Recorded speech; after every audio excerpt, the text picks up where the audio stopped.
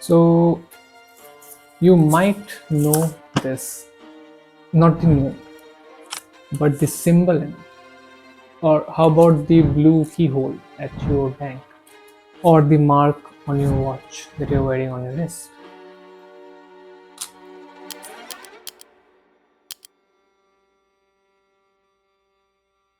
You have seen them 1,000 times. But here's the twist.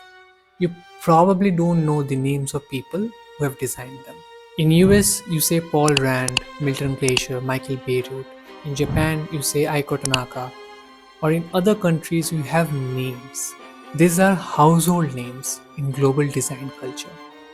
So, why, in a country of 1.4 billion people with a 2000-year-old visual heritage, there is not a single Indian graphic designer in that same Hall of Fame?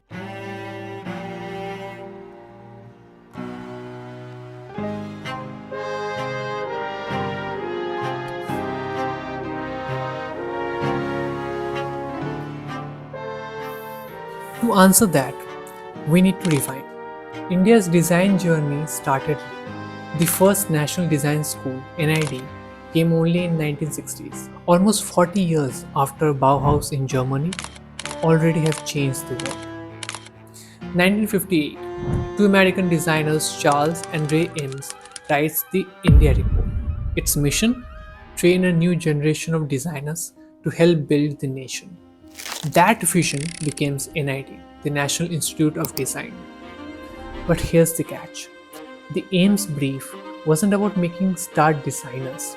It was about solving problems for small industries, rural lives, nation building. And over the years, India's design DNA became service oriented and not celebrity oriented.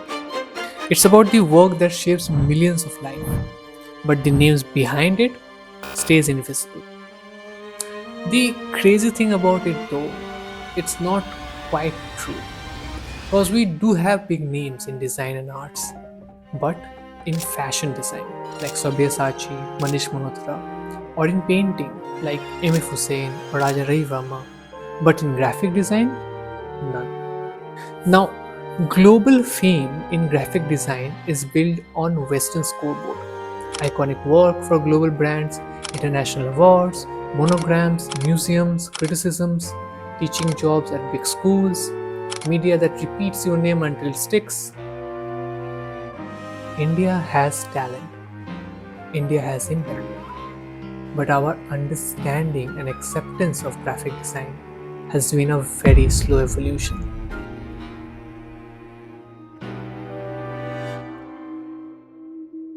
For decades before NID, posters were hand painted.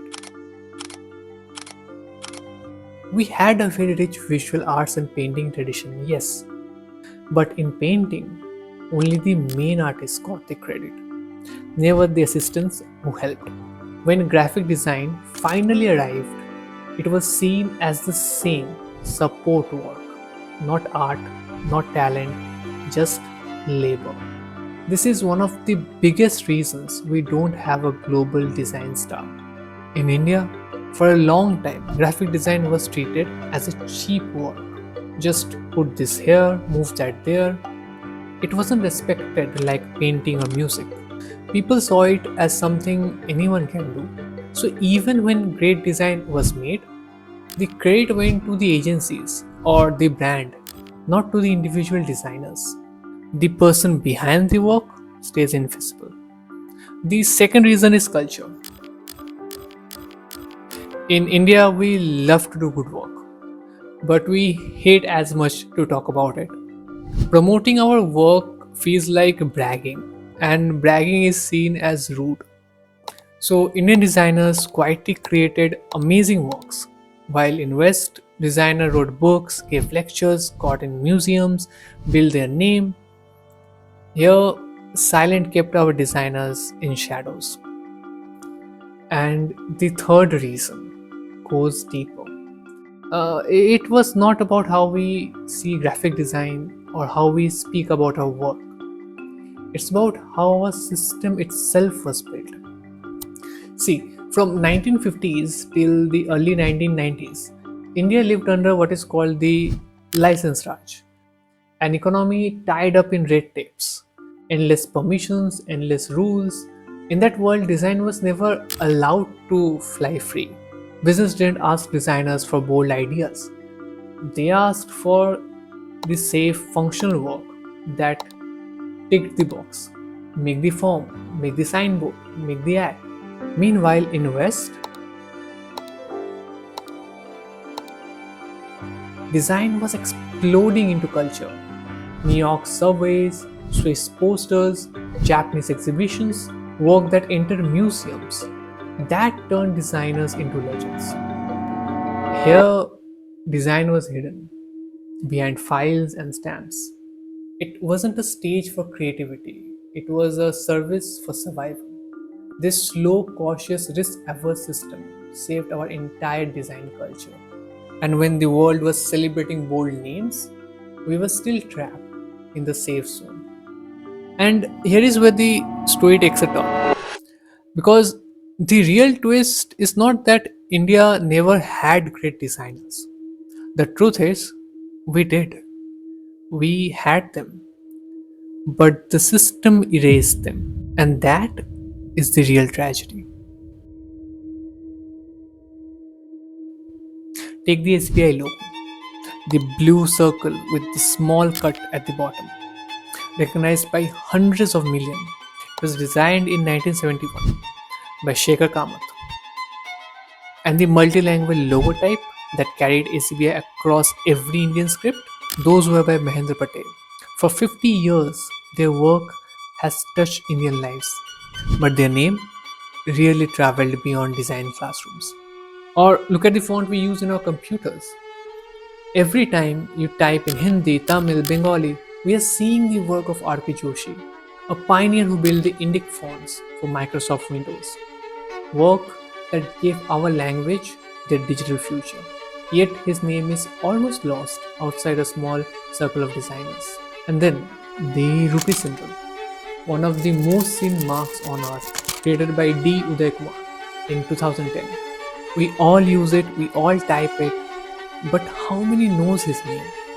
Now take Sujata Keshavan, Yale trained. She built Rayin Keshavan, India's first identity design firm.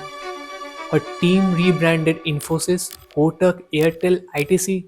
She literally shaped the very look of corporate India. But her name never echoed globally like Milton Glacier or Michael Beirut. Go further back. Sudarshan Dheer, called the father of Indian corporate identity. He created marks for Titan, Hindustan Petroleum, Kisan. He even published India's first logo anthologies, trying to document what others ignored. But his work too stayed trapped in local narratives. And today, a younger generation carries the torch.